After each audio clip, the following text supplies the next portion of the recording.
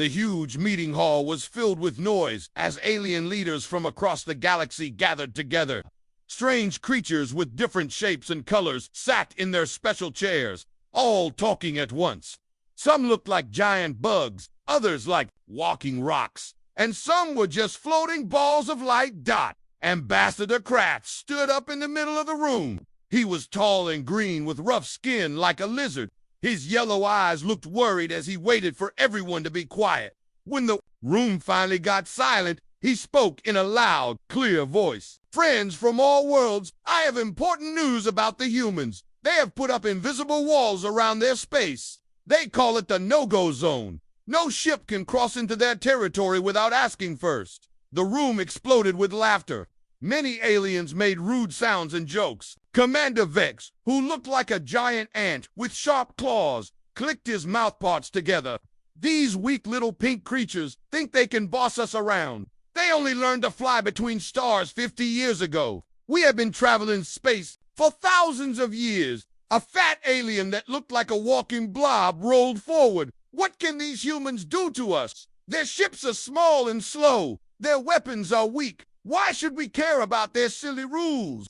But Kraft shook his head. "You do not understand. 3 of our scout ships tried to cross their border last week. Something terrible happened to them." "What do you mean, terrible?" asked a voice from the back.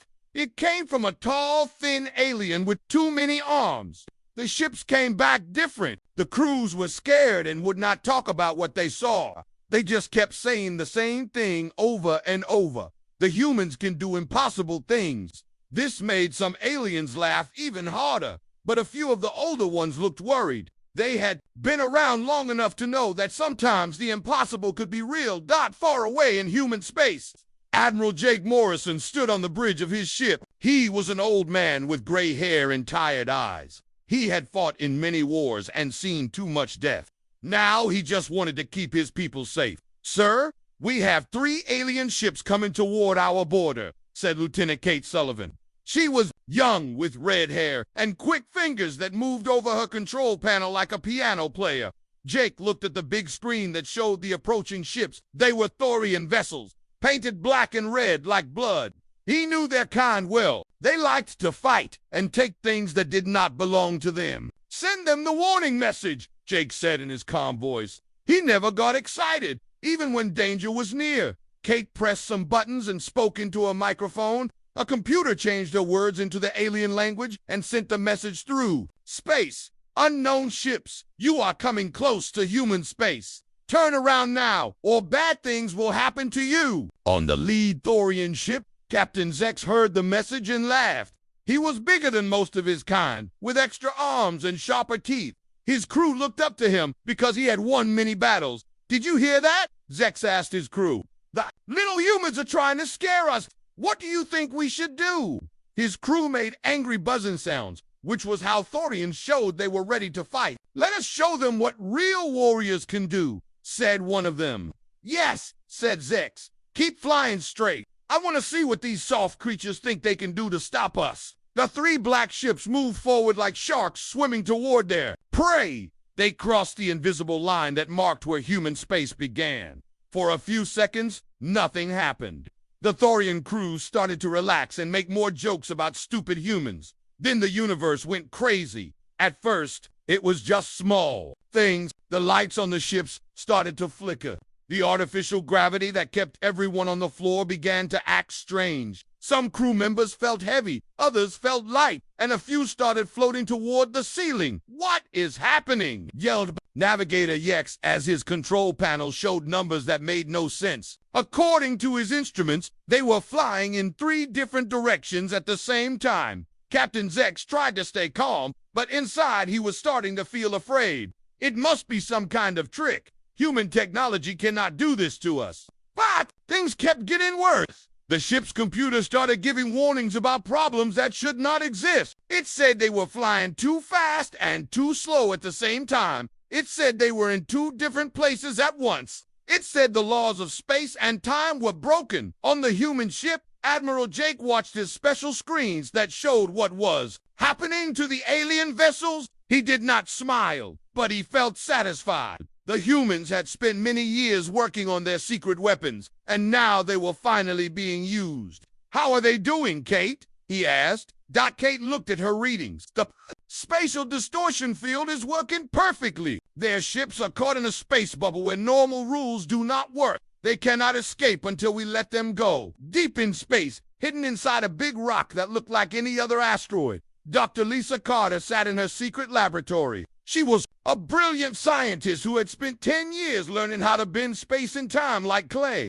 Her fingers moved over controls that no other species in the galaxy could understand. Increasing the effect to level 3, she said into her radio, "The humans had learned that space was not just empty air between planets. It was something real that could be pushed and pulled and twisted into new shapes." Back on the Thorian ships, the crews were starting to panic. The walls of their ships were bending in ways that hurt to look at. Some rooms were bigger on the inside than the outside. Other rooms had no inside at all. "Emergency retreat," screamed Captain Zex, but his pilot could not figure out which way was out. The ship's engines were running, but they were not moving in any direction that made sense. One of the crew members, a young Thorian named Kix, pointed at a window with one of his shaking arms. "Captain, look outside." Zex looked and saw something that would give him nightmares for the rest of his life. The stars were moving in impossible patterns. Some were spinning in circles.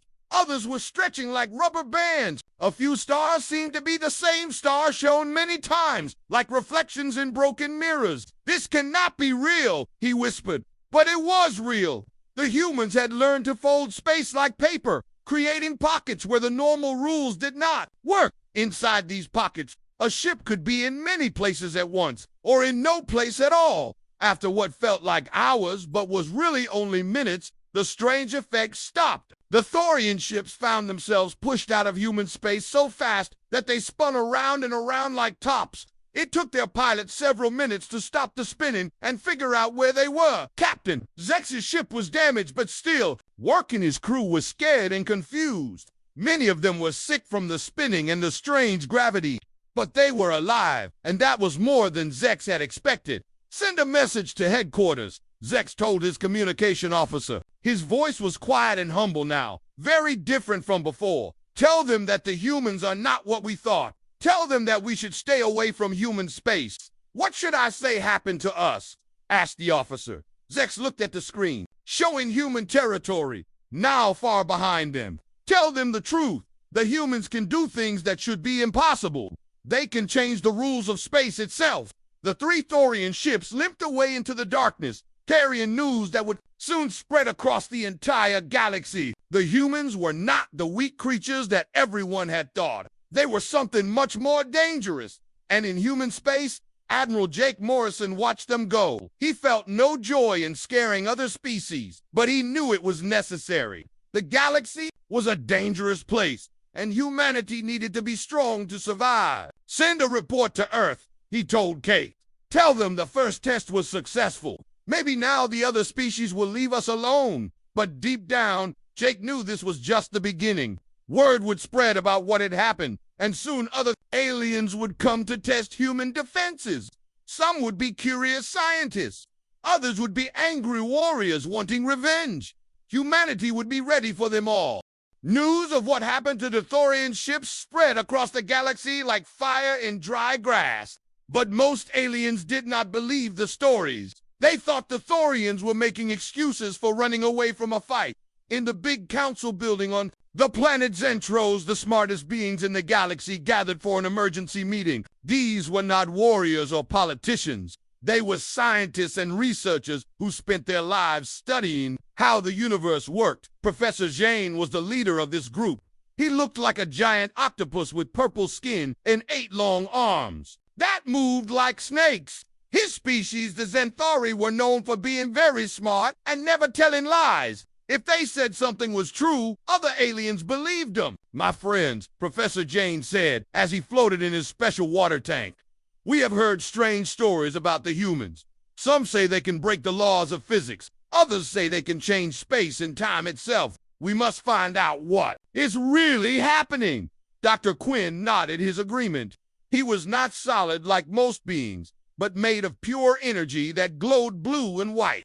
His people, the Ethereals, understood energy better than anyone else in the galaxy. The Thorian reports make no sense. He said in his musical voice, what they describe is impossible according to everything we know about science. Engineer Thomas stood up from his heavy chair.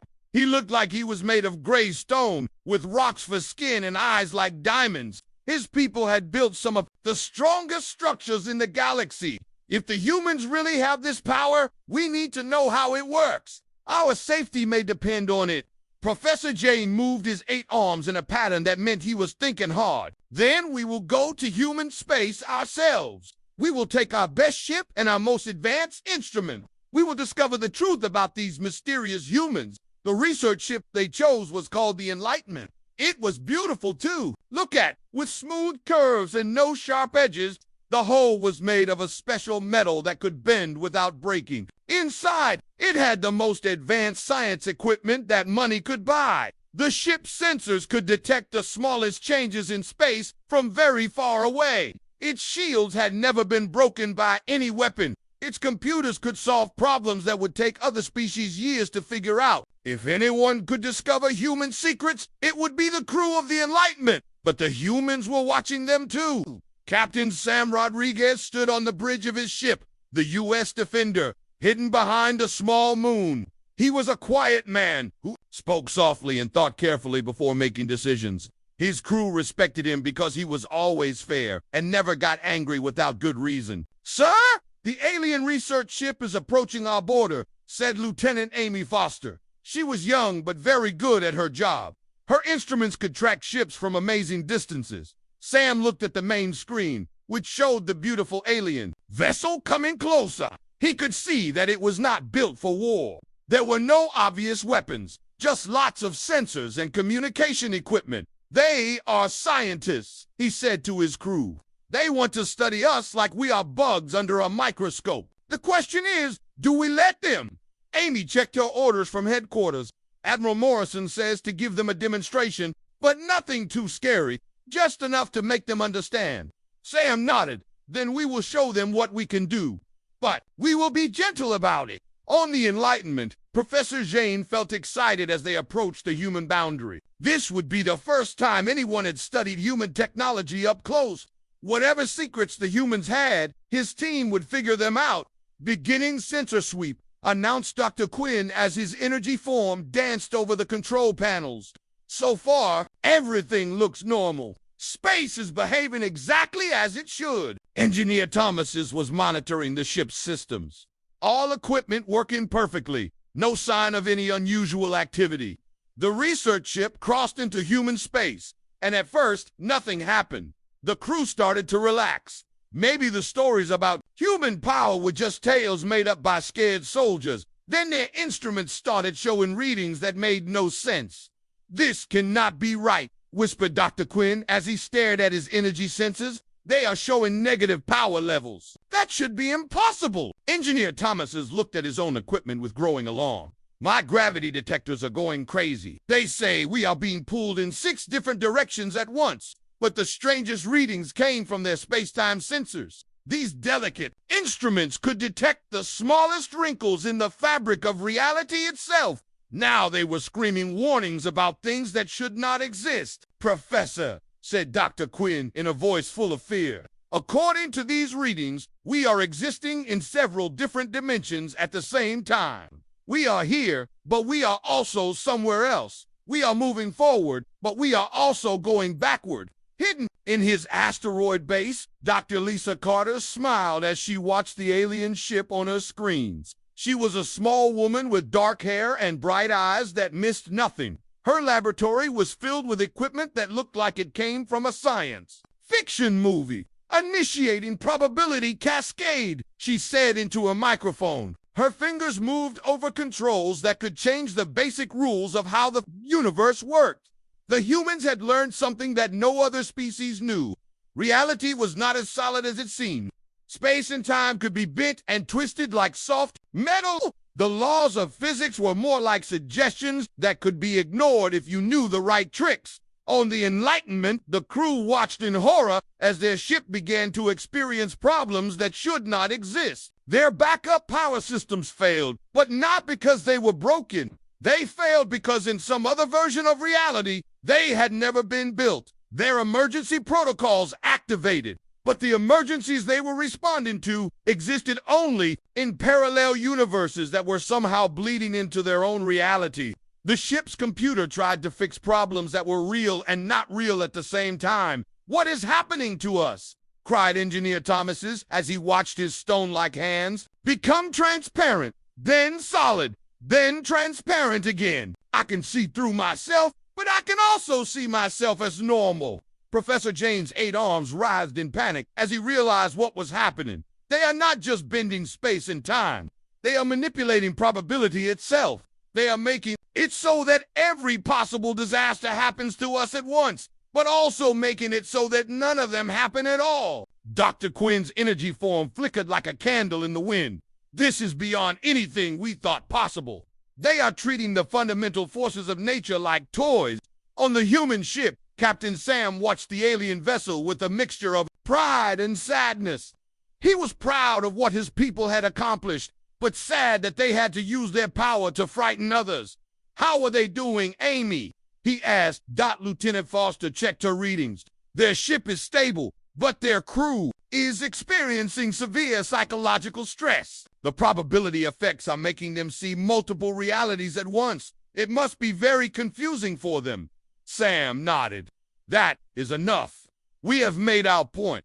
Dr. Carter, please return them to normal space."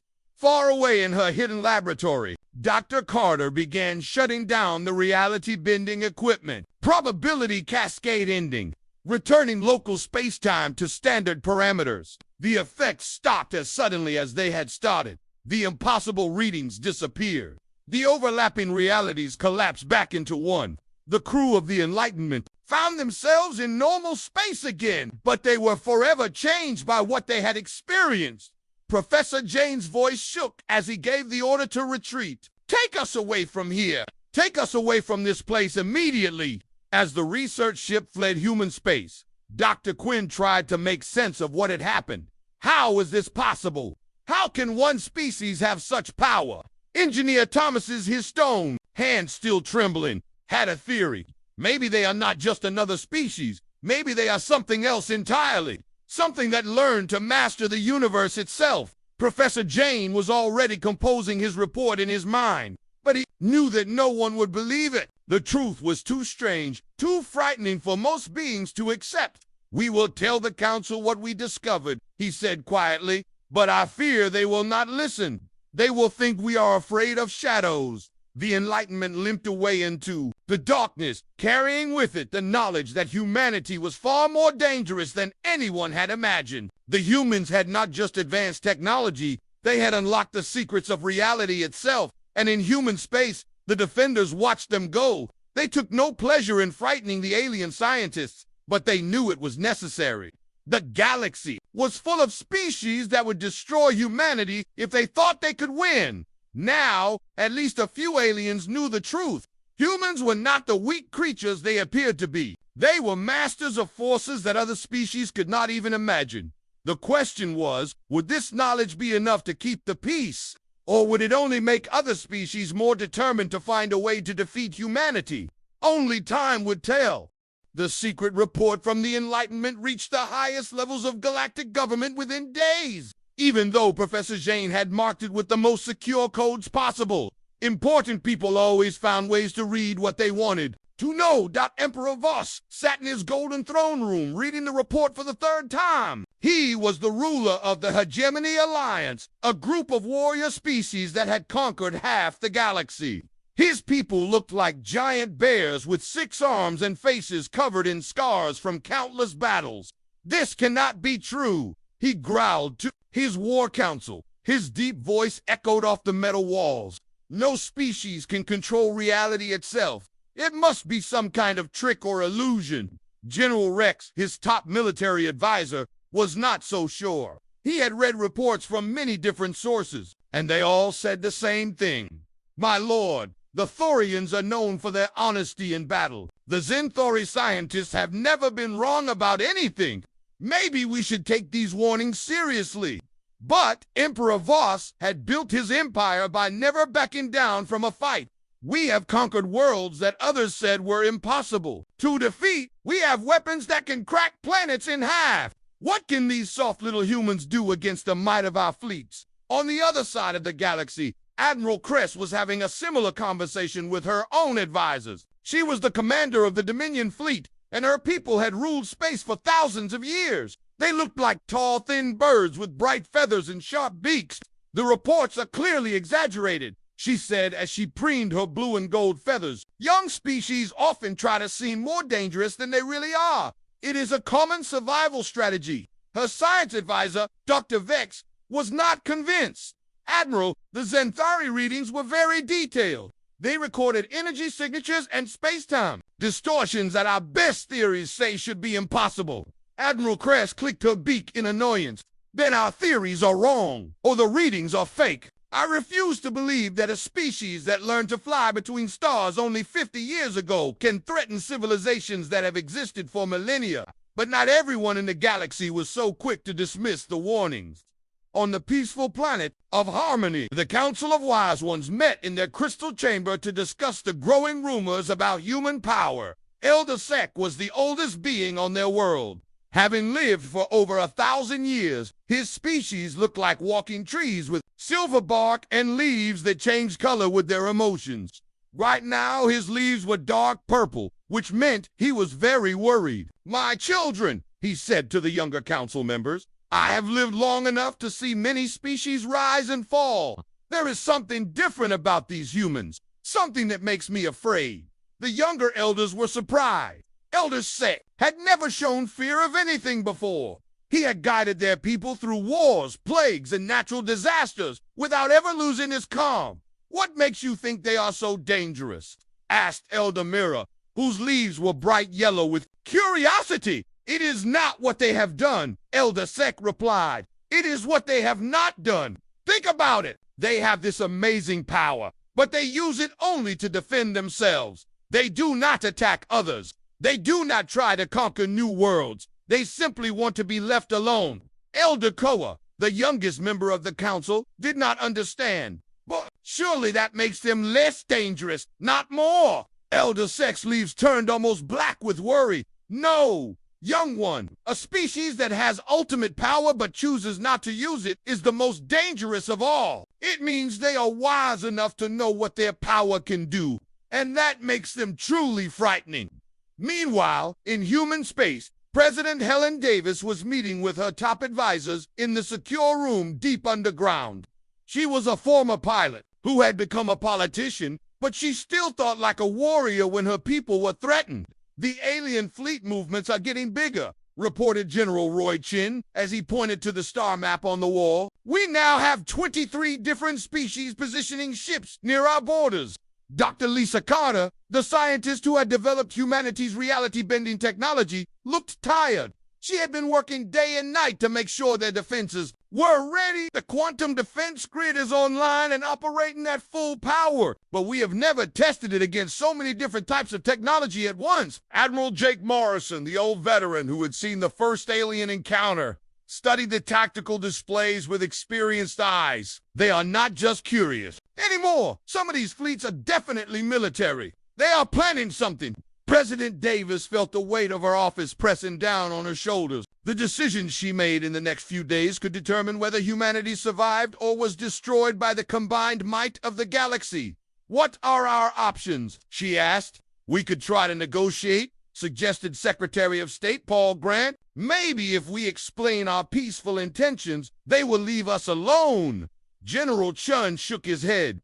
"Ma'am, with respect, we are past the point where words will work. They see us as a threat to their power. The only language they understand now is strength." Dr. Carter had been quiet during the discussion, but now she spoke up. "There is another option. We could give them a demonstration that would end all questions about our capabilities. Something that would make it clear that attacking us would be suicide."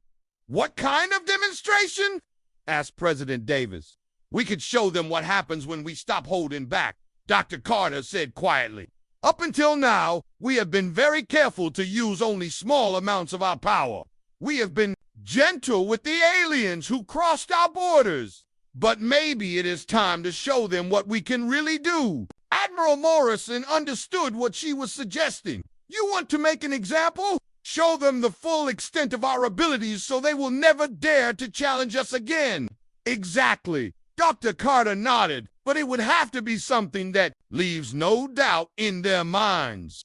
Something so impressive that even the most warlike species would think twice before attacking us. President Davis considered the options carefully. She had always tried to find peaceful solutions to problems, but sometimes peace could only be maintained through strength. Begin preparations, she said finally. But make sure our message is clear. We are not the aggressors. We are simply defending our right to exist in peace. While the humans prepared their response, the alien fleets continued to gather. Ships from dozens of worlds formed the largest military force in galactic history. Warriors who had been enemies for centuries now worked together, united by their fear and anger toward the mysterious humans. Captain Zex, the Thorian who had survived the first encounter with human power, tried to warn the other commanders about what they were facing, but few listened to him. You ran away from a handful of human ships, sneered Commander Blade of the Razor Fleet. How can we trust the word of a coward? Zex's anger flared, but he controlled himself. I am trying to say, your lies. The humans have power beyond anything you can imagine. Attacking them will only lead to disaster. Then why do you not go home? Asked Admiral Cress as she arrived at the gathering point. If you are so afraid of these humans, you should not be here. Zex looked at the massive fleet assembling around him. Hundreds of ships, each one capable of destroying entire planets. He had hoped that such overwhelming force would be enough to make the humans surrender without a fight. But deep in his heart, he feared it would not be enough. I am here because someone needs to witness what happens next, he said quietly. Someone needs to tell the galaxy what the humans are really capable of. The other commanders laughed at his words, but Zex did not laugh with them. He had looked into the face of human power and lived to tell about it. He knew that the galaxy was about to learn a lesson that would change everything forever. In the depths of space, hidden sensors watched the alien fleets and reported their movements to human commanders. The time for gentle warnings was over. Soon the galaxy would see what happened when humanity was truly threatened. The greatest military force in history was about to meet the most advanced civilization that had ever existed. Only one side would emerge victorious, and the galaxy would never be the same again. The final confrontation was about to begin. The largest military fleet in galactic history moved through space like a dark cloud of death. Over 800 ships from 27 different species flew together toward human space. Each ship carried enough firepower to destroy cities. Together, they could crack planets and boil away oceans. Admiral Cress stood on the bridge of her flagship, the Eternal Glory. The massive warship was 3 miles long and covered in weapons that had never failed to win a battle. She felt confident as she looked at the displays showing hundreds of Allied vessels surrounding her. Begin final approach, she commanded. Her voice carried to every ship in the fleet through the communication network. Today we will show these upstart humans that the galaxy belongs to those who have earned it through strength and wisdom. Captain Zex watched from his own ship with growing dread. He had tried one last time to convince the fleet commanders to turn back, but they had refused to listen. Now he could only watch as the greatest military force ever assembled, prepared to attack an enemy they did not understand. All ships, prepare for battle, came Admiral Cress's voice over the radio.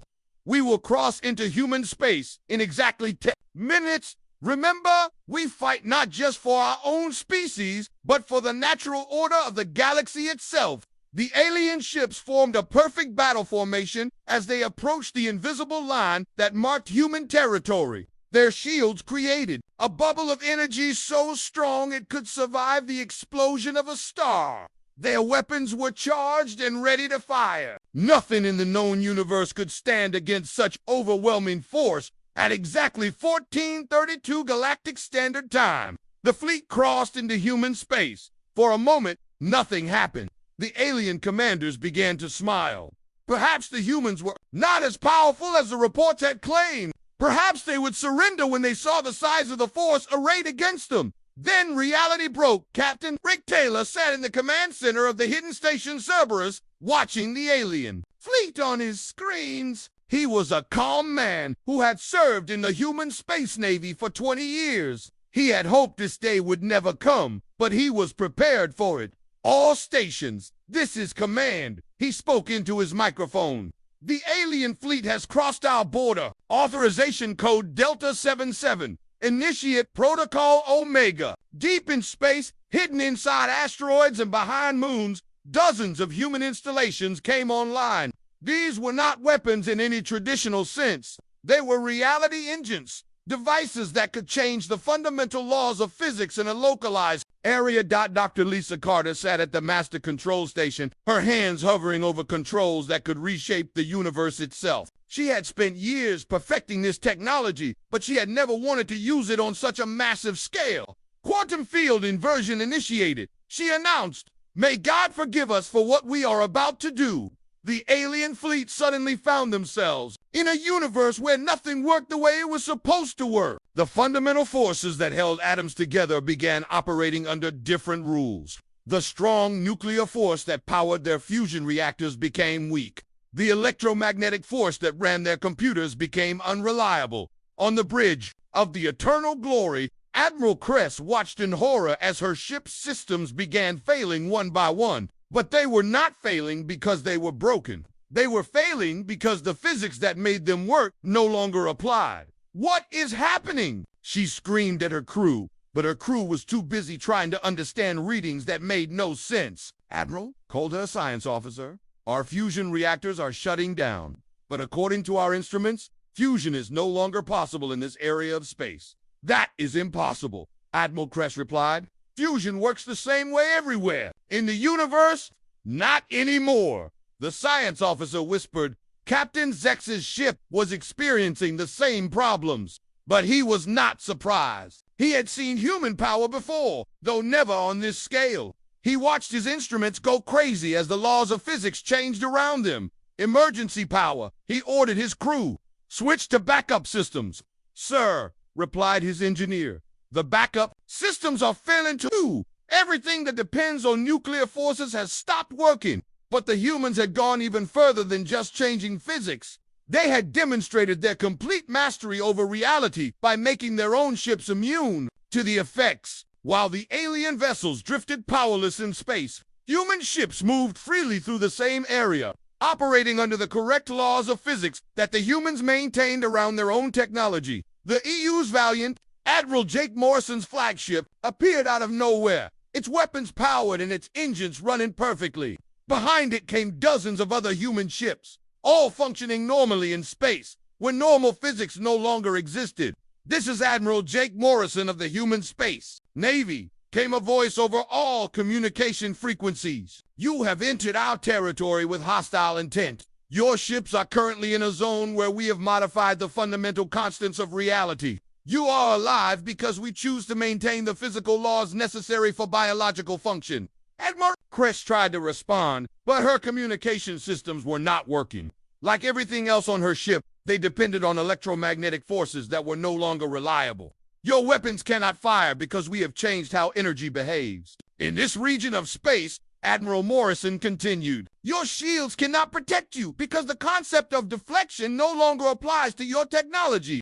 Your engines cannot move you because we have altered the relationship between matter and energy."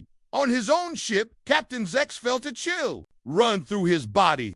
The humans were not just demonstrating superior technology, they were showing that they could rewrite the rules of existence itself. "We do not wish to be your enemies," Admiral Morrison's voice carried across the silent fleet.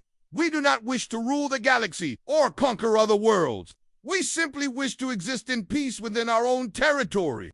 Some of the alien crews were starting to panic. They had never imagined that any species could have such power. The ability to change physics itself was beyond anything they had dreamed possible. "You came here with the largest military force in galactic history," Morrison continued. "You thought your numbers and firepower would be enough to defeat us. But numbers mean nothing when we can simply change the rules that make your weapons work."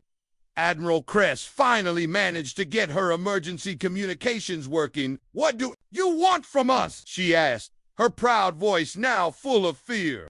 "We want you to leave," Morrison replied simply. "We want you to return to your homes and tell your leaders what you have seen here today. Tell them that human territory is not just protected by weapons or shields. It is protected by our mastery of reality itself." Dr. Carter watched her instruments as she carefully maintained the field that was keeping hundreds of alien ships powerless. The strain on the equipment was enormous, but everything was holding steady. "How long can we maintain this?" asked Captain Taylor. "As long as necessary," Dr. Carter replied. "But I hope it will not be much longer. This is taking years off my life." In the alien fleet, the reality of their situation was slowly sinking in. They were completely helpless. Their mighty warships were nothing more than metal shells drifting in space. If the humans wanted to destroy them, there was nothing they could do to stop it. But the humans did not attack. Instead, they waited patiently for the aliens to understand their message. "This is impossible," whispered Admiral Kress as she stared at the human ships moving freely through space where her own vessel could not even generate power. "No," said Captain Zex over the communication channel. "This is what I tried to warn you about. The humans are not like other species. They have learned to master forces that we cannot even comprehend." Emperor Voss, monitoring the battle from his distant command ship, felt his warrior's pride crumble as he watched his mighty fleet rendered helpless by an enemy that had not fired a single shot. "Retreat," he ordered, though his voice was barely a whisper.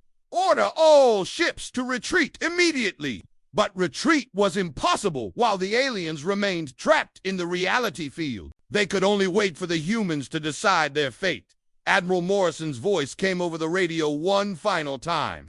"You will now be released from the modified space. Your ships will function normally again. Use this opportunity to leave our territory and never return with hostile intent." The reality field collapsed, and suddenly the alien ships came back to life. Their engines started, their weapons powered up, their shields activated, but none of the commanders felt any desire to continue the fight. They had seen what the humans could do when they stopped holding back. They had learned that there were some battles that could not be won through force or numbers. The great galactic fleet turned and fled into the darkness, carrying with them the knowledge that would change the balance of power in the universe forever. Humanity had won without firing a shot, and the galaxy would never be the same. The news of what happened at the human border spread across the galaxy faster than any ship could travel. Every species, from the mightiest empires to the smallest colonies, heard the same impossible story. The largest military force in galactic history had been defeated without a single shot being fired in the Great Council chamber on Zentros. Emergency sessions were called day and night. Leaders who had ruled their people for centuries sat in stunned silence as they tried to understand what they had learned. The humans were not just another young species trying to find their place in the galaxy. They were something entirely different. Ambassador Kraft stood before the assembled council, his green scales pale with exhaustion. He had been one of the first to warn about human power, but even he had not imagined anything like this. "Honored delegates," he said, his voice shaking slightly. "We have received detailed reports from every ship in the failed assault. The humans did not destroy our fleet because they chose not to. They could have eliminated 800 ships and all their crews in an instant, but they showed mercy." The chamber erupted in nervous chatter.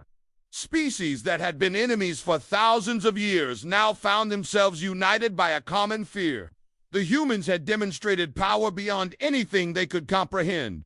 Elder Sec of the Peaceful Harmony World spoke first. His ancient voice carried the weight of 1,000 years of wisdom. "I told my people that the humans were dangerous because they had ultimate power, but chose not to use it. Now we have seen proof of this. They could rule the galaxy if they wanted to, but they only wished to be left alone." Emperor Voss, the great warrior who had conquered half the galaxy, stood slowly from his golden throne. His 6 arms hung at his sides, and his scarred face showed defeat for the first time in his life. "I have spent my entire existence believing that strength was the only thing that mattered in this universe," he said quietly. "I thought that the strongest species would naturally rule over the weaker ones, but the humans have shown me that I was wrong. They are stronger than all of us combined, yet they do not seek to conquer anyone." Admiral Cress, her bright feathers now dull with shame, nodded in agreement. My species has ruled space for thousands of years. We thought our experience and technology made us superior to younger civilizations. But the humans have technology that makes our most advanced ships look like toys made by children. The debate continued for hours. Some delegates suggested trying to learn human technology through trade or diplomacy. Others wanted to form a defensive alliance against a human threat. But gradually, a consensus began to emerge. We must recognize human sovereignty, declared Chancellor Vex of the Democratic Alliance. We must formally acknowledge that their territory is off limits to all galactic powers.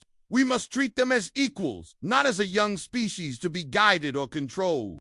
The vote was unanimous. Resolution 2847 was passed by the full Galactic Council, formally recognizing human territorial boundaries and establishing the exclusion zone as inviolate space. Any violation of human borders would be considered an act of war against all member species of the Council, but the changes went far deeper than just formal recognition. Trade routes were rerouted to avoid human space entirely. Military patrols stayed far away from the Forbidden Zone. Diplomatic communications with humanity were conducted through neutral intermediaries who met at the very edge of the exclusion zone. On Earth, President Helen Davis read the Galactic Treaty in her office deep beneath the Global Defense Headquarters. She felt a mixture of relief and sadness as she realized what humanity had accomplished. They had secured their safety, but at the cost of becoming isolated from the rest of the galaxy. We wanted to be left alone, she said to Admiral Morrison, who stood beside her reading the same document. It looks like we got our wish. The old admiral nodded, but his expression was thoughtful. The question now is whether this peace will last. Fear can keep people away for a while, but eventually someone will test us again. Dr. Lisa Carter, exhausted from the strain of maintaining the reality field during the battle, looked up from her scientific reports. The galaxy has seen what we can do when we are threatened, but they have also seen that we use our power responsibly. Maybe that will be enough. In the months that followed, a new balance of power emerged in the galaxy. The old empires that had ruled through military might found themselves having to negotiate and compromise with smaller species. The demonstration of human power had shown everyone that strength alone was not enough to guarantee survival.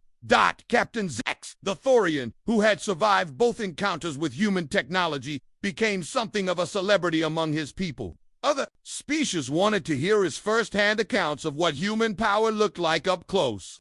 They are not evil, he would tell the crowds that gathered to hear his stories. They are not cruel or greedy like some species we know. They simply want to live in peace within their own borders. But if you threaten them, you will face power beyond anything you can imagine. The economic effects of the new reality were immediate, and trade routes that had passed through what was now human space had to be completely redesigned. Some journeys that used to take days now took weeks, but no trader or cargo ship dared to ask for permission to cross human territory. The risks were simply too great. Some species tried to establish communication with humanity through official diplomatic channels. They offered trade agreements, cultural exchanges, and scientific cooperation.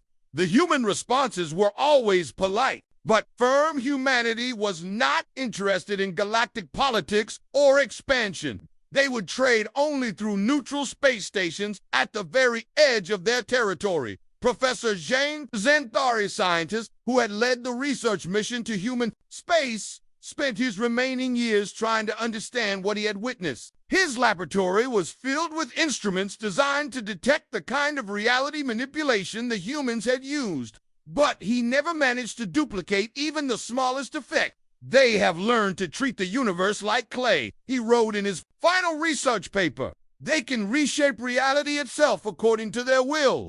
We study the laws of physics to understand how the universe works. They studied the laws of physics to learn how to change them. Years passed, and the exclusion zone remained exactly that, a region of space where no alien ship dared to travel. Automated probes sent to monitor the boundaries simply disappeared, not destroyed but translated into other dimensions, where they could cause no harm. The humans continued their work in isolation. developing technology that pushed the boundaries of what was possible. They built cities that existed in multiple dimensions simultaneously. They created ships that could travel through time as easily as they moved through space. They unlocked secrets of existence that other species could not even imagine, but they used none of these advances to threaten others. They remained within their borders, content to explore the infinite possibilities of science and philosophy without the need to prove their superiority to anyone. Elder Sec lived to see his 1050th birthday, and on that day he gave a speech that was broadcast across the galaxy. His words were simple but profound. I have lived long enough to see the rise and fall of many civilizations. I have watched species destroy themselves through war and greed, but I have also seen something that gives me hope for the future. I have seen a species that learned the greatest lesson of all, that true strength comes not from the power to destroy, but from the wisdom to choose peace. The galaxy had learned to fear humanity, but more importantly, it had learned to respect them.